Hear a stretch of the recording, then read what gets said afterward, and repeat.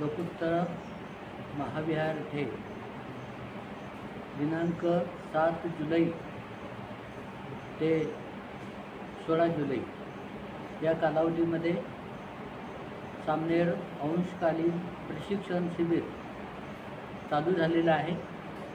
या शिबिरामध्ये एकूण 70 सामनेर सहभागी झालेले आहेत। सकाळी त्यांची वंदना होते, ध्यान होतं, नंतर क्लासेस होतात। दिवसातून 5 क्लासेस होतात, 5 वर्ग होतात। त्यामध्ये त्यांना बौद्ध साहित्य, बुद्ध इतिहास, बौद्ध परंपरा, बुद्ध तत्वज्ञान, ध्यान साधना असे विविध विषय शिकवले जातात। हे भिक्षू प्रशिक्षण केंद्र अतिशय महत्त्वाचं प्रशिक्षण केंद्र आहे। तर त्यामुळे याची गुणवत्ता राखण्यासाठी बुद्ध धर्माचे विशिष्ट अंगाने या ठिकाणी अध्ययन होतं। त्याच्यावरती सखोल असं माहिती दिल्या जाते आणि धम्मविनयाचं पालन जे प्रशिक्षणार्थी असतात, येथे राहणारे भिक्खू असतात, त्यांच्याकडून या ठिकाणी सातत्याने होत आहे।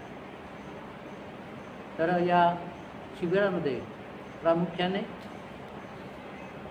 बुद्ध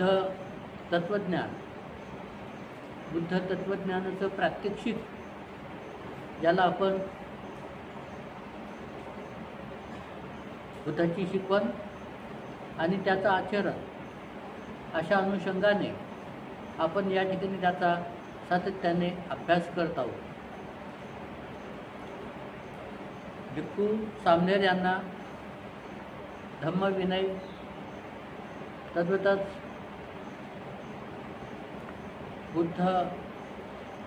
बुद्धाने शिकवलेली समाधी,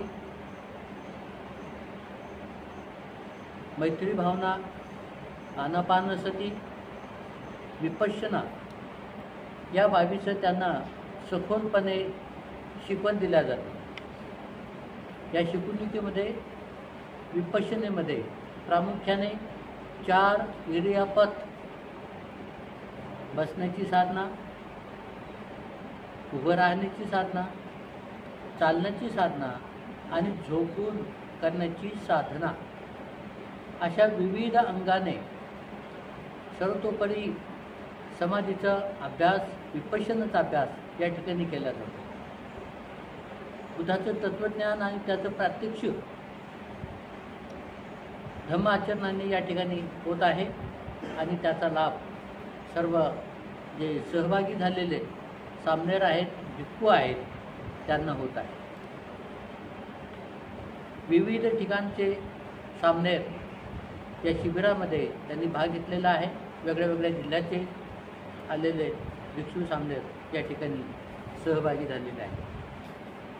तर समाजातील जे बौद्ध उपासक उपासिका आहेत, ज्यांना धर्माबद्दल जिज्ञासा आहे, बुद्ध धम्म संघ यांच्याप्रती त्यांची समर्पित भावना आहे, अशांनी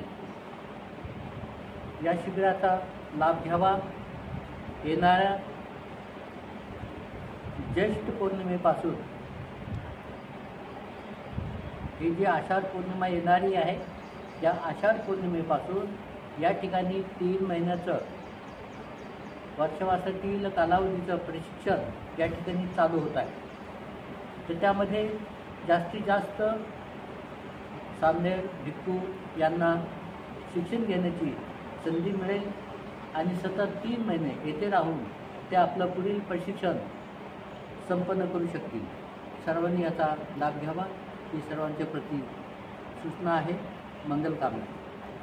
धन्यवाद।